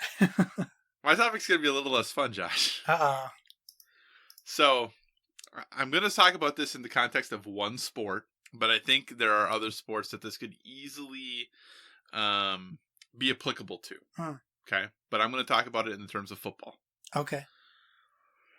So I think there is now a decent amount of research. I know some people disagree with this, but I think if you really dig into the research that's there is a decent amount.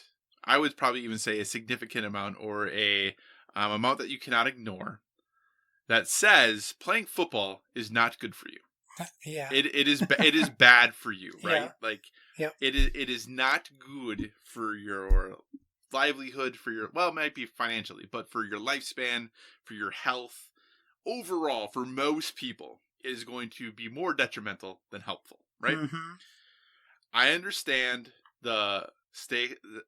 being competitive, being a thing you're passionate about, a thing that you live for, a thing that your life seems less worthwhile without it. I understand that. From a athlete perspective, or from a participant perspective, I understand, and I'm not saying they shouldn't choose to compete. Okay? Do we, though, as fans who watch, is there a moral gray area about whether or not we should be supporting something like this that we know actively reduces the vibrancy of someone's life later in their years for our enjoyment? Okay, that's a great question. I would also lump in boxing into that category. Oh yeah, I'm a big MMA fan, so yeah. I think, like I said, there's a number of things that can go in here, and that's one of the reasons I stopped watching mixed martial arts for a couple of years, because I was wrestling with whether or not I should be watching it. It's tricky, right? So here's the thing. So for your football, for the football part of that, like it's not a far leap to compare it to gladiator combat, where you're doing this for entertainment. The biggest difference is gladiators weren't doing it willingly. Correct. So you can stop watching football. You certainly can. Lots of people have, especially with the CTE stuff coming out. A lot of people have stopped. I'll never let my son play football. I played football in high school. Mm-hmm. They were literally drills where I stood across from someone, grabbed their shoulder pads, and we smashed our heads into each other. Correct. For 30 solid seconds. That was a drill, just so you would get used to hitting your head. That was something we did before every game. It was insane. And you don't always get matched up with someone your size. But these players are doing it willingly. So here's what you're voting with your wallet, essentially. Mm-hmm. But you're also now, you not watching football because of your stance on CTEs is now affecting their quality of life as far as financially. Right. So if you stop watching football and they lose their job, and they went through all of this college football program we have, this high school football program we have, where we let these athletes get by without having an education.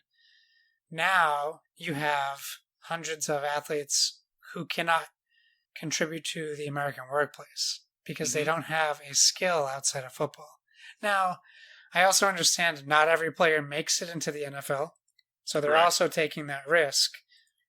But us as a country, we're also rewarding the most talented players by not making them get an education so that they can play. It's a really messy cobweb or loom of strings that once you pull one, it could fracture this whole system of terrible things. They're not all great things. Like, we shouldn't be rewarding athletes with free educations because you're really crippling them after their football career is over.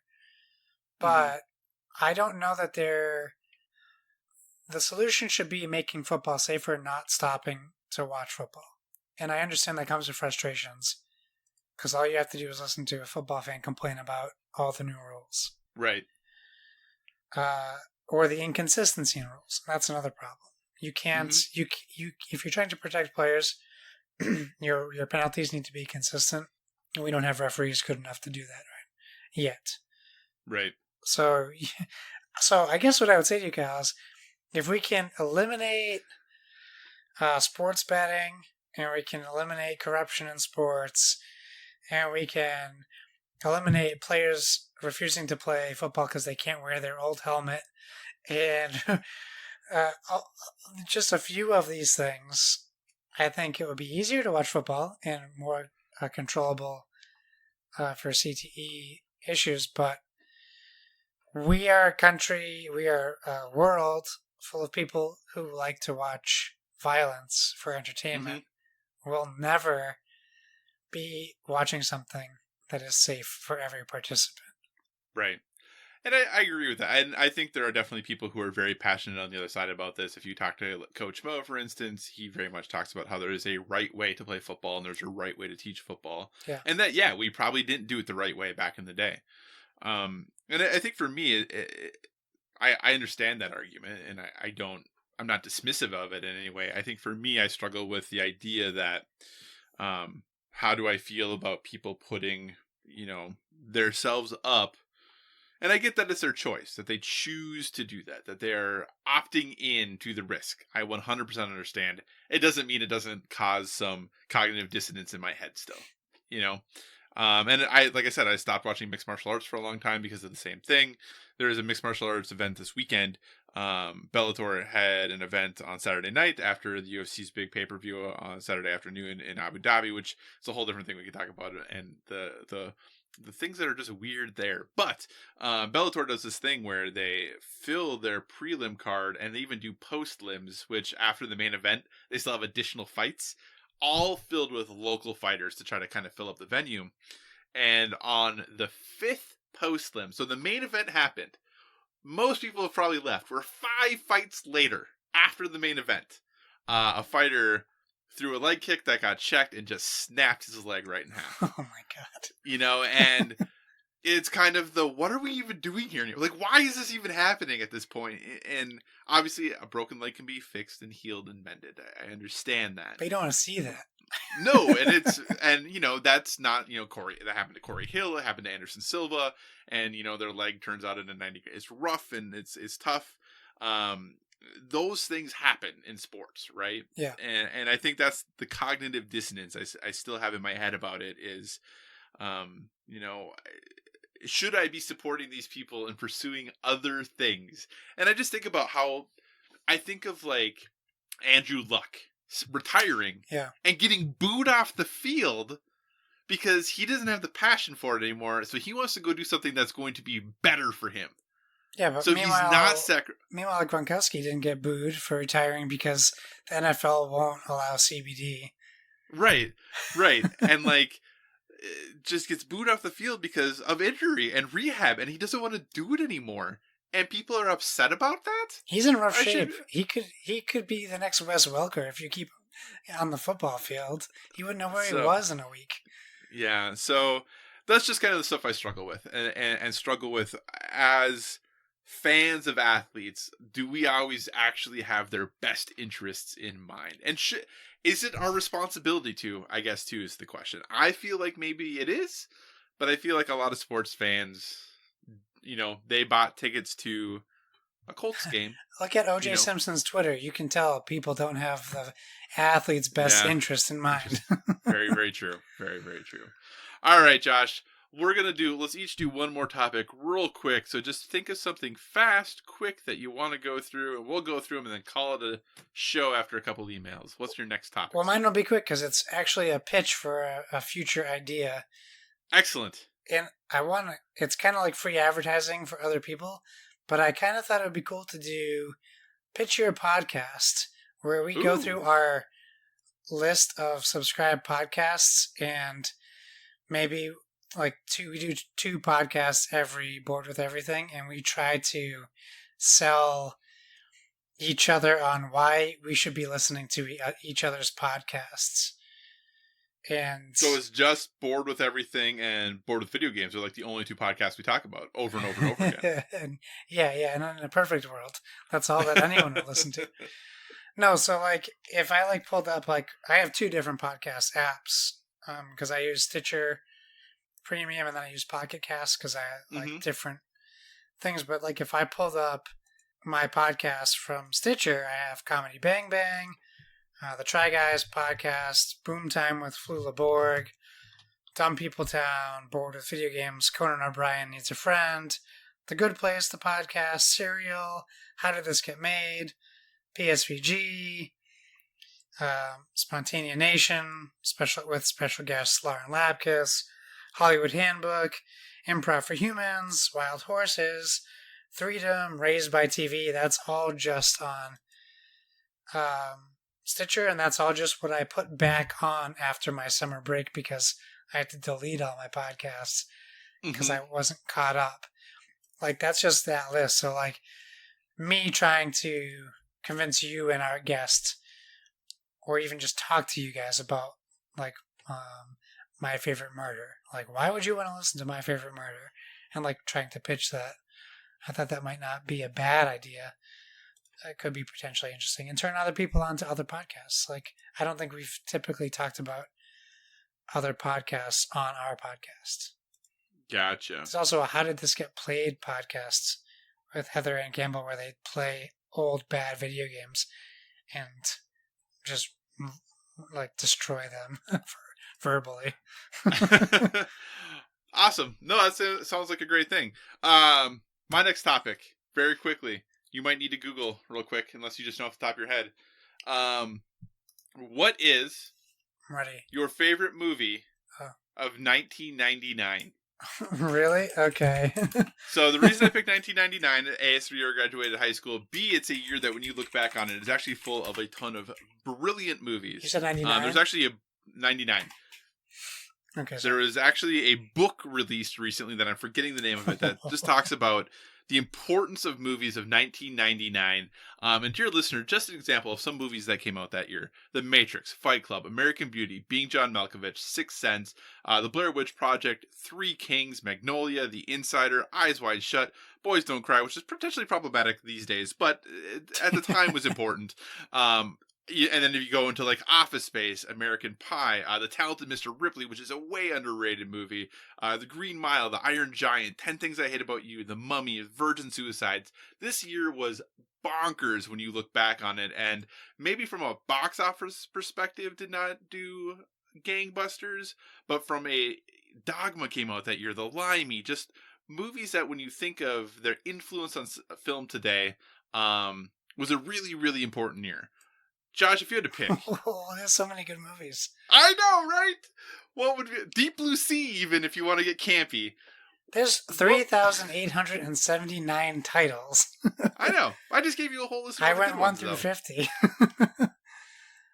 So, if you had to pick, sir, real quick, off the cuff, and maybe this will be an actual in-depth topic later, what would you say your favorite movie of 1999 is? Well, I can tell you this. 2 of my least favorite movies came out in 1999. What's that? The Ninth Gate, starring Johnny Depp. That was rough, yes. And this will be a surprise to some people, but not anyone who worked with me at Best Buy. Galaxy Quest is also on the list. Oh, yeah. My favorite. There's a really underrated. There's a very highly underrated movie on here called The 13th Warrior with Antonio Banderas. That's probably my favorite cult film. Oh, man, that's one of my favorite cult films on this list. Followed up by Boondock Saints. But to be 100% honest with you, even though The Matrix and Blair Witch Project are on this list, I think The Virgin Suicides might be my favorite movie on this list that I'm looking at.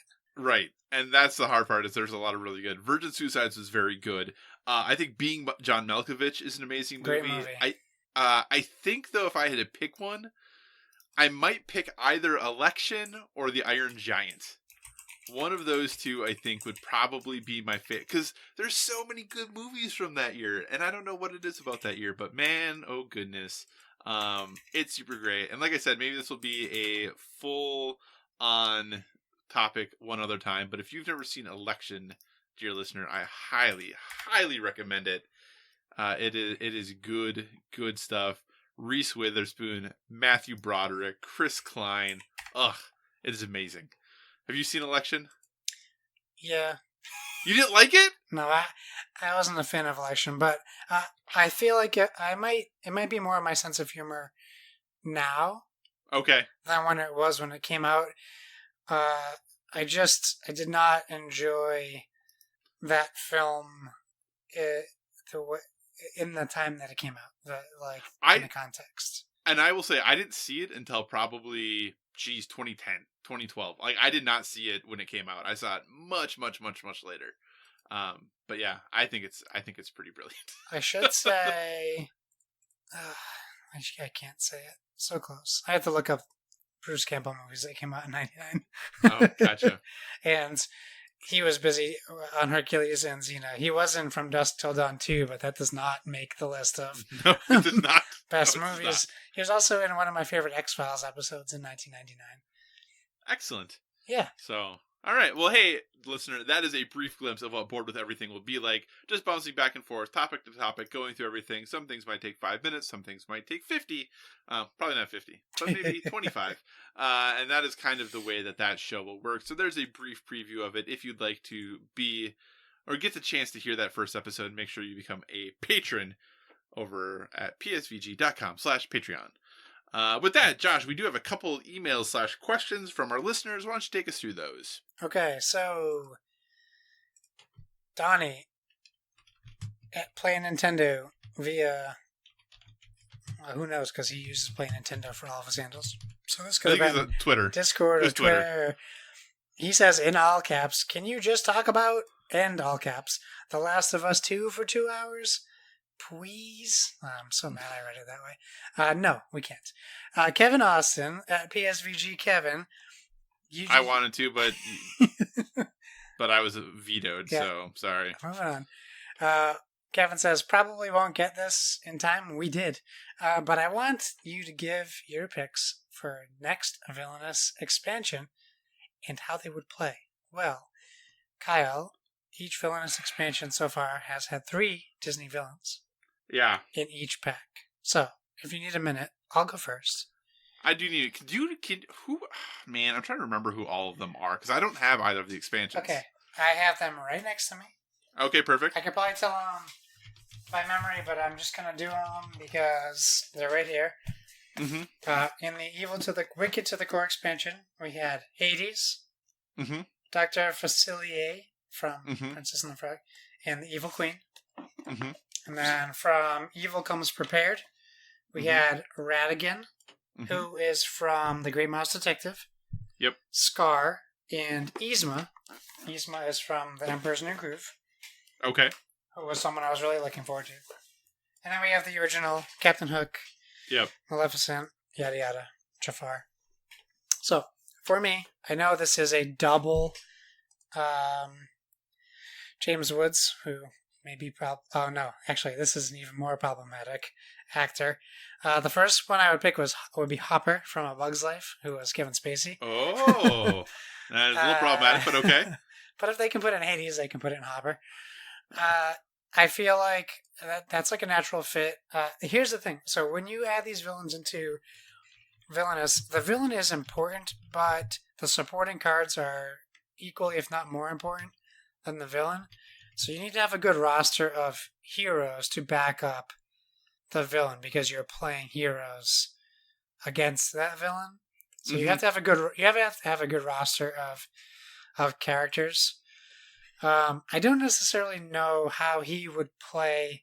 That's why they're good at making this game, and I'm not.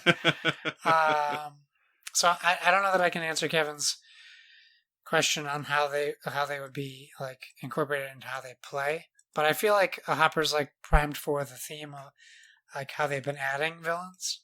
I think he would work in very well.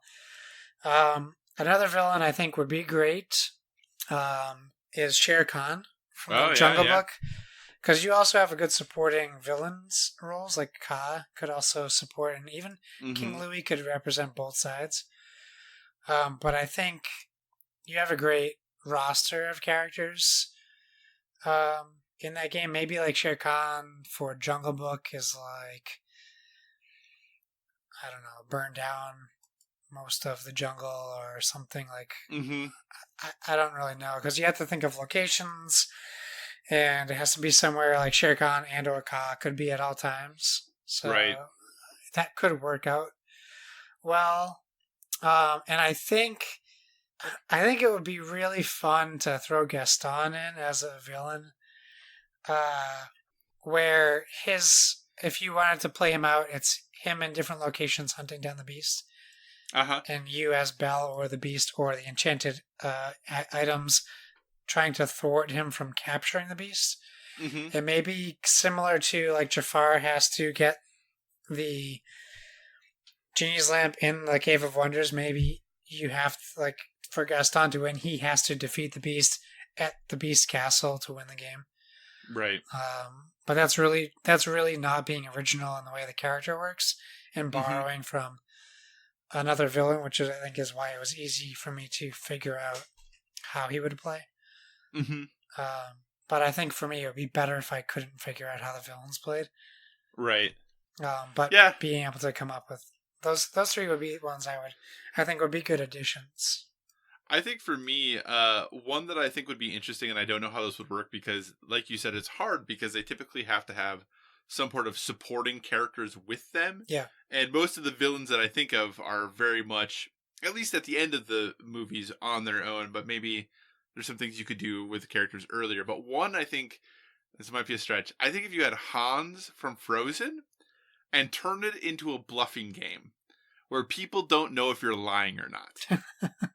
So you're playing cards and you are like, oh yeah, this card does this. And people can call you out to be like, no, that card doesn't do that. And you're like, oh yes, it does. And then you get this extra benefit if it does.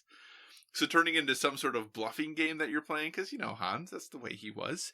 And I don't know what the winning condition, obviously, because he can't make things frozen. So that really wouldn't work to like freeze over other places. But I think it'd be cool to have him in there and add some sort of bluffing element. The other person I thought of was Governor Ratcliffe. Yes. And I think that Governor Ratcliffe could be done in a couple different ways. I think there's the possibility. You don't want to go, I think, too close to what Prince John has, where he is just trying to get as much money as he can or power as he can. But I think if you did something where you, and this isn't fun to play against, so this is where I'm hesitant, but some sort of like stealing resources from other people. Yeah. Where he was able to mess with and take cards or power or whatever from other people.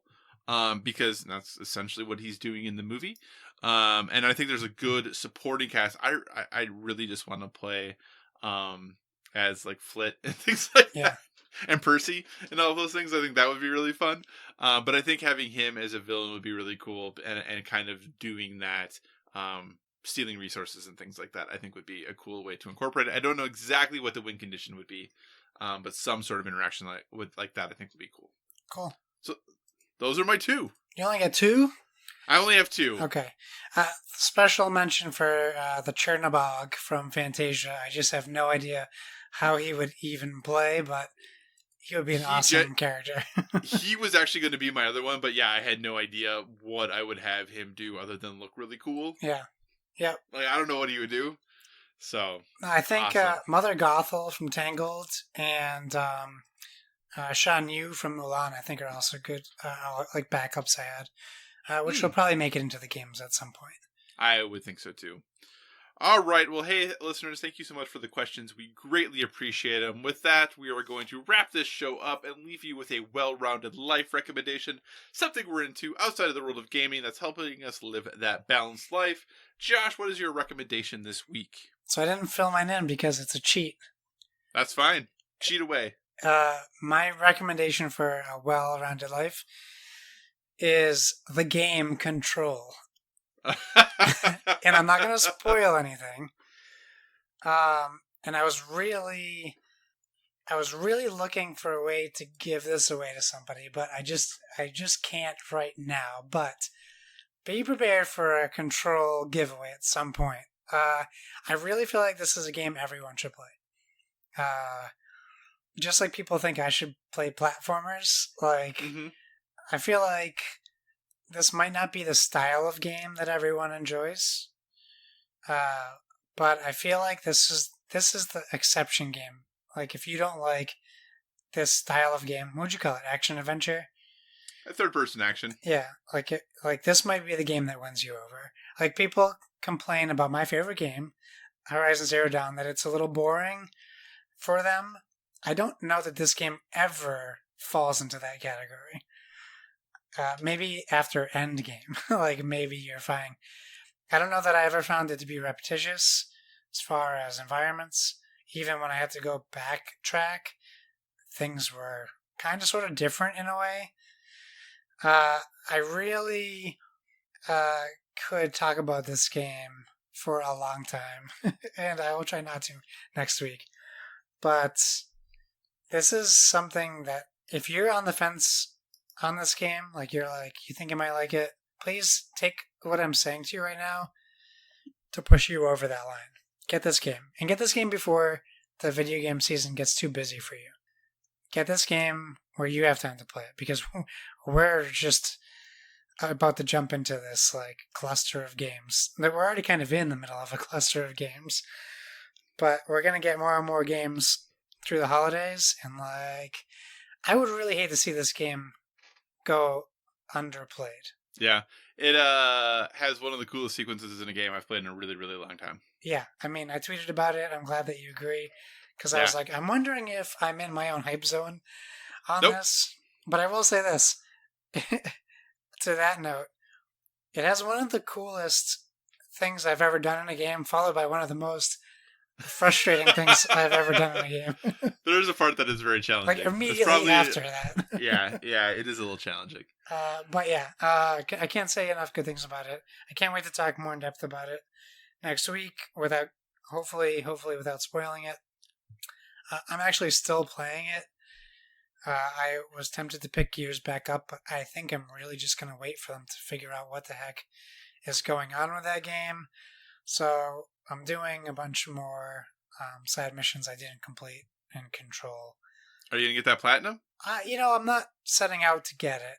If I get it, great. But right now, I kind of just want to finish these loose ends up because I'm still enjoying doing it. Mm-hmm. Although I did find that I ran into a bug that I guess they just patched where something wasn't popping up where it was supposed to for me. Oh, gotcha. That I kept going back to and nothing was happening. And I was like, I think I did it wrong. So, yeah, enough about Control for now. Well, really briefly, they did release their roadmap of DLC. And luckily for you, good sir, we have the Digital Deluxe Edition. So you have all the DLC coming to you. Well, hopefully it works better than Spider-Man, where I didn't get any of the Digital Deluxe stuff. Well, you did. It was just Spider-Man's DLC was just really weird in how you had to download the DLC. I still couldn't get it. Oh, really? Yeah, I tried. Well, hopefully that don't have a problem. That's okay. I would have no problem buying the DLC for this. Gotcha. All right. My recommendation is not cheating, and that is The Great British Baking Show is back. Oh, that's cheating. Right. How is it cheating? Because you mentioned it before.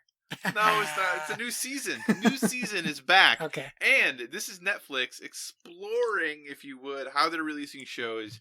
1 episode a week, every Friday. New episode of The Great British Baking Show. It releases, I believe, the same time that the show is airing over in the good old UK. Oh. Henceforth, so we're actually caught up in the US with where they are in the UK. Nice. So, love the show. It is back. Oh man, it's such a good show. I love it so darn much. Highly recommend it. It's The Great British Baking Show on Netflix. Feel free to watch the current season, and if you are new, go watch all the old seasons. Get caught up. It's such a good show. All right. Then with that, Josh, what do you say we wrap this show up? Yeah, I think we're due to wrap it up. Yeah, we're going. We're running. Thanks for joining us, everyone. In addition to finding us on Twitter and Instagram at BoardWithVG, you can find us on Facebook at facebook.com/BoardWithVG. So feel free to give us a 5-star rating over there.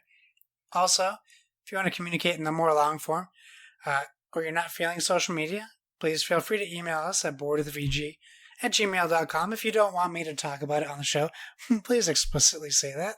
Otherwise, I might mention your email like I did last week. We tag our stuff with #BoardWithVG, so please feel free to use that hashtag as well on all social media. Whatever podcast service you're listening to us on, we encourage you to give us a stellar rating. Big yawn, pause. That is whether you're downloading us from the PSVG feed. I put that in so you can't edit it out. The Dice Tower Network feed, or the standalone Board with Video Game feed. You can find me on PlayStation Network or Xbox Live at Why So Serious. That's SIRRIUS. Kyle, where can they find you? So you can find me on Twitter, Instagram, PlayStation Network, Xbox Live, Board Game Geek, all at Psychocross, CYCOCROSS. Be sure to check out the Twitter feed. Josh and I have tweeted out when we tried to play Gears 5, which kind of worked and kind of didn't work. But with Borderlands 3 right around the corner, I'm sure we'll be playing that some as well. So be on the lookout for those live streams if you want to join us for that. That'd be great. As always, if you have suggestions for future topics, be sure to reach out to us on the social media, because we want to talk about what you want to hear about. And remember, everyone, whether it be board games or video games, never stop gaming.